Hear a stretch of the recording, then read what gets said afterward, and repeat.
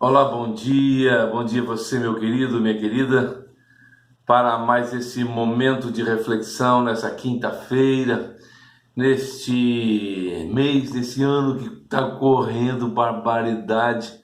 A gente queria que o ano fosse um pouco mais devagar, mas ele está correndo cada vez mais, né? O Natal já está aí, né? O fato é que a gente vive nesse mundo e a correria é grande, eu sei disso. Muita gente falou: "Pô, eu só fui poder ouvir a sua palavra depois de 2, 3 dias", porque realmente a correria é grande, eu entendo isso.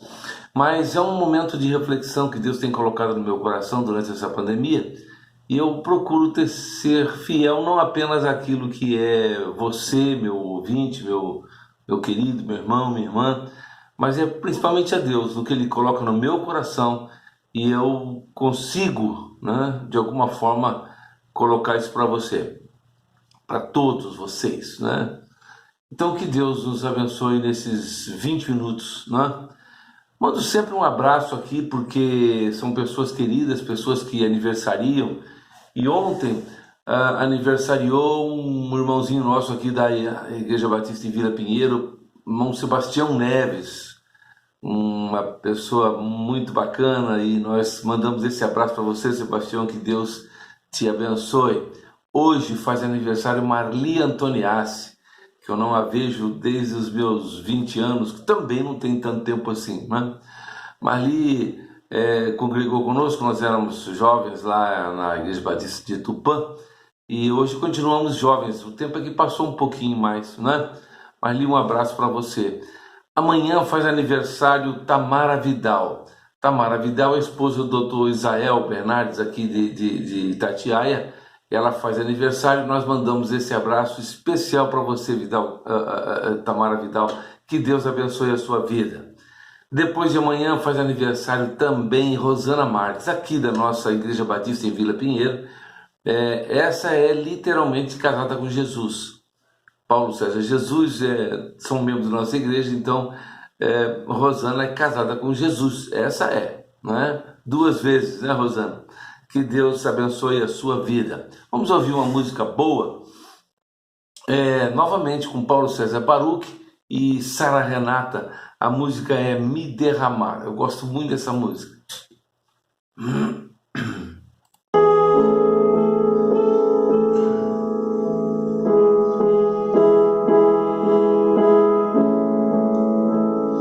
Eis-me aqui outra vez diante de ti, abro meu coração, meu clamor, tu escutas e fazes cair as barreiras em mim. És fiel, Senhor, e dizes palavras de amor, esperança sem fim. Ao sentir o teu toque, por tua bondade, libertas meu ser no calor desse lugar. Eu venho me derramar, dizer que te amo, me derramar, dizer te preciso, me derramar, dizer que sou grato, me derramar, dizer que és famoso.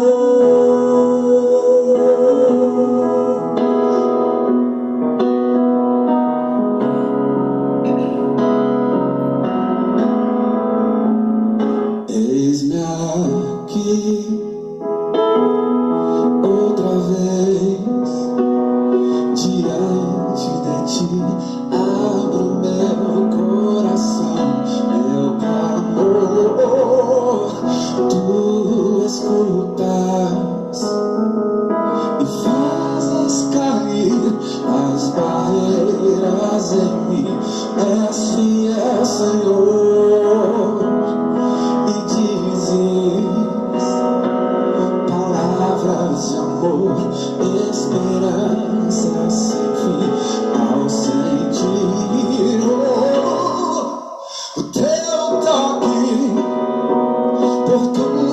vontade, libertas meu ser no calor desse lugar.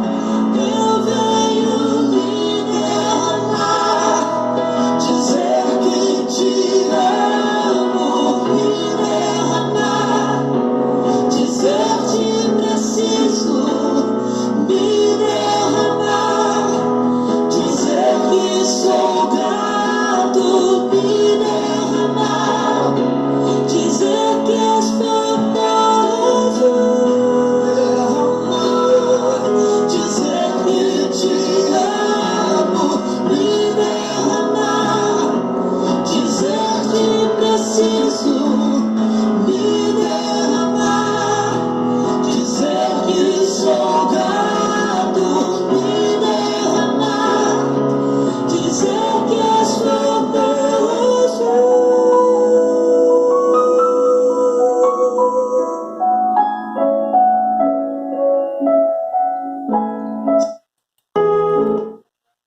Quase começa de novo. Tão bom que é. Queridos, que Deus possa continuar nos abençoando, não é? Quero abordar um assunto hoje, porque o pastor precisa demais das bênçãos do Senhor, né?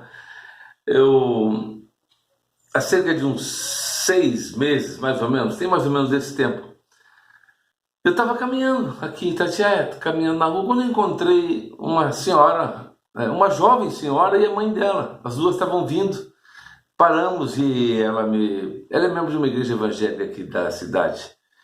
E ela, lógico, não conhecia a mãe dela, ela me apresentou a sua mãe e me cobriu de elogios, né, em relação esse aqui é o pastor Heraldo, a senhora não conhece, ele é isso, ele é aquilo, né? Só faltou me chamar de bonito, né? Mas ela não é mentirosa.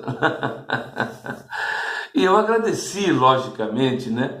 Mas eu esclareci àquela senhora que a filha dela era muito minha amiga e aprendi isso no judiciário, que amigos são suspeitos, né? Portanto, ela deveria dar um bom desconto ali naquele confete todo jogado naquela hora.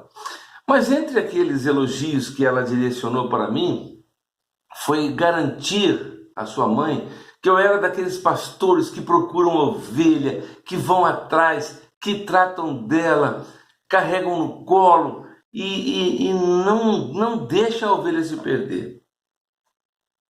Lógico que eu tive que concordar, eu vou atrás, os pastores têm essa função. E a parábola da ovelha perdida de Lucas 15, ela me ensina sobre o que o pastor deve fazer quando a ovelha se perde. O problema, eu disse para ela, é saber distinguir entre o que seria ovelha e o que seria apenas um cliente. Calma, eu explico o que seria isso. Há uma diferença de comportamento entre o que é uma verdadeira ovelha de Cristo e simplesmente um cliente.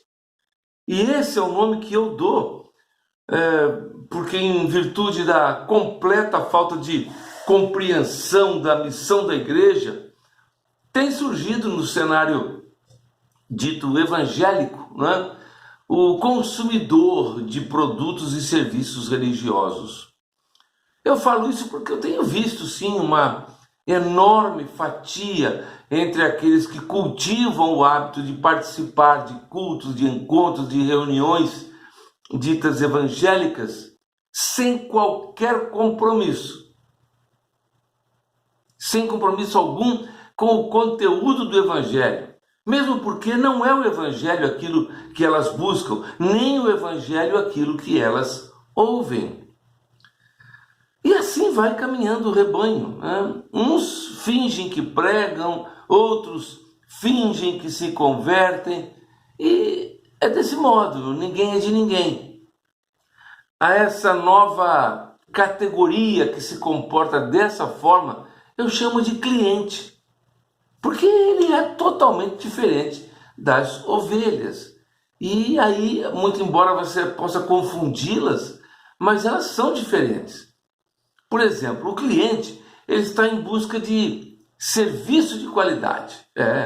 Se a música não o agradar, se o ambiente do culto não for climatizado, se não houver sabonete líquido de qualidade nos banheiros da igreja, se ele não for curado, se a oração do pastor não derruba ninguém, se algo não lhe proporcionar a devida satisfação, ele não aparece mais nos próximos cultos, nas reuniões, pois tudo que ele busca é o seu próprio prazer. Já a ovelha não, ela não é assim.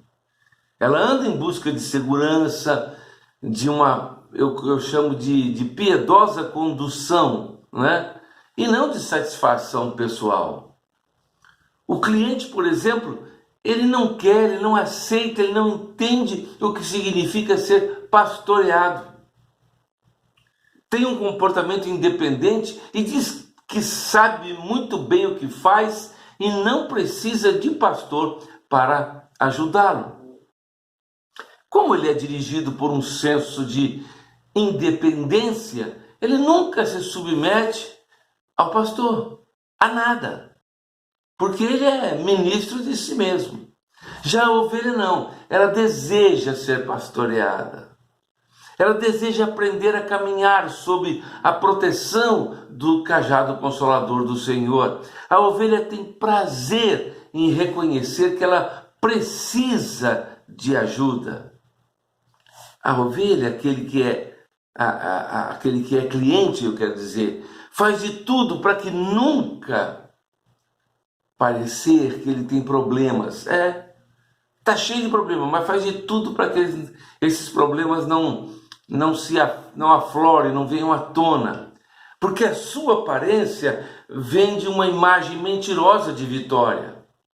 E como ele quer defender essa imagem a todo custo, ele nunca vai procurar o seu pastor. E quando encontra, por pior que seja a situação, ele é só vitória, é só vitória. Por outro lado, a ovelha não. Ela não esconde os seus ferimentos. E nas suas lutas angustiosas, ela sempre se achega para ser tratada pelo pastor. O cliente, por sua vez, ele aparece quando quer. E ele desaparece também sem dar notícia. Nunca se compromete com nada. Você vê o cliente na rua, você vê o cliente no banco, você vê o cliente no shopping, você vê o cliente na pizzaria, você vê ele na escola, enfim, você vê o cliente em tudo quanto é lugar levando uma vida normal, mas ele está sempre com uma dor, está sempre com um empecilho qualquer para ir à igreja. Tem sempre uma desculpinha muito boa e convincente. Muitas vezes são desculpas que realmente têm fundamento. A sua expressão predileta é sem compromisso. Mas a ovelha não. A ovelha é engajada ao rebanho. Ela é comprometida não apenas com o seu pastor, com os trabalhos da igreja, mas com as demais ovelhas, onde ela sabe que vai ser bênção. Até porque ela traz consigo a verdade de que ela não consegue sobreviver fora do rebanho, ainda que por algum tipo de necessidade. O cliente ele é questionador, crítico, impertinente, pois acredita que ele está ali para ser servido, para ser atendido. A palavra de Deus não impacta.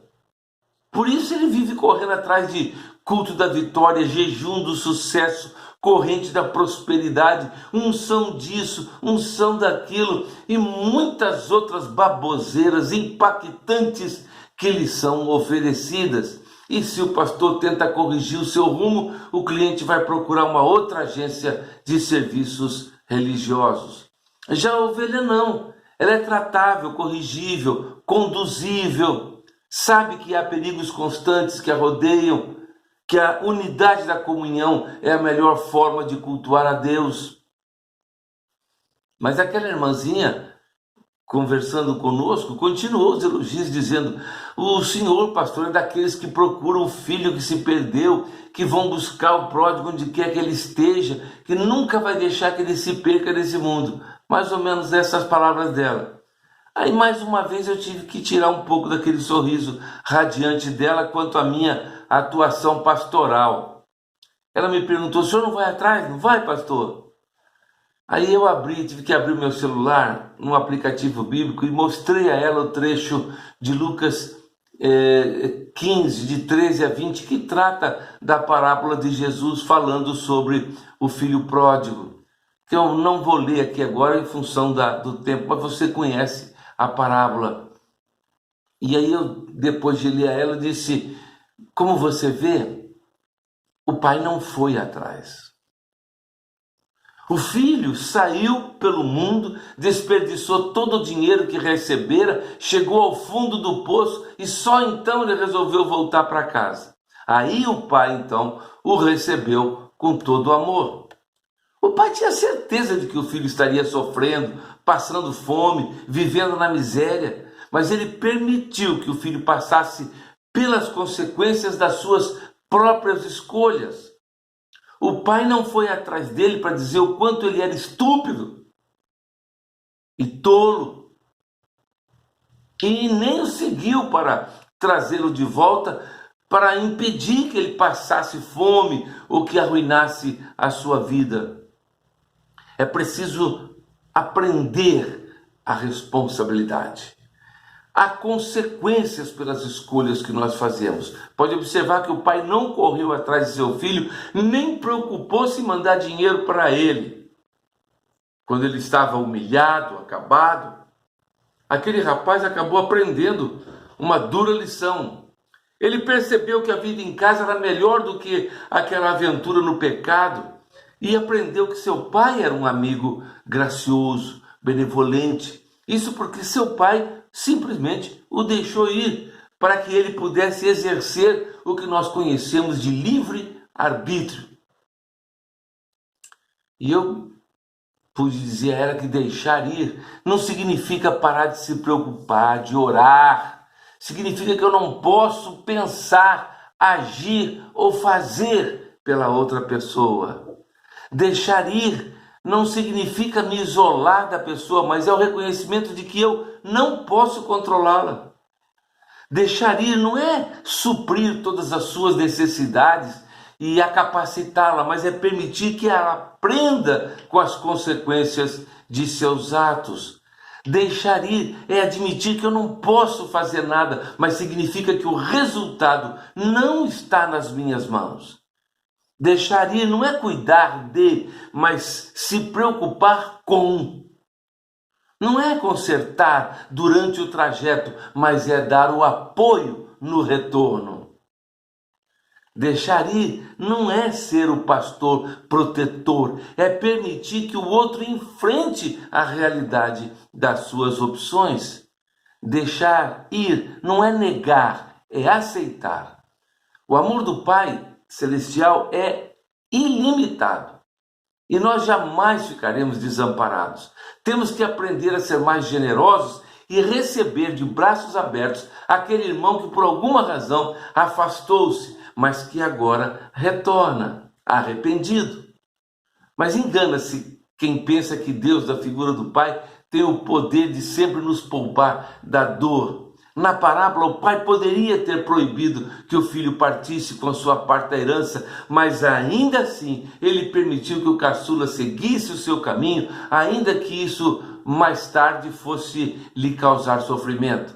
Isso porque um pai sempre terá paciência para ensinar e ele entende que um filho também precisa aprender com seus próprios erros.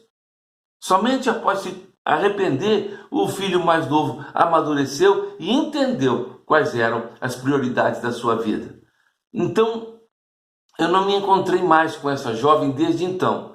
Assim, eu não sei dizer se ela continua com aqueles olhos arregalados de quando nos despedimos, mas definitivamente eu quero ser o pastor de quem deseja ser pastoreado.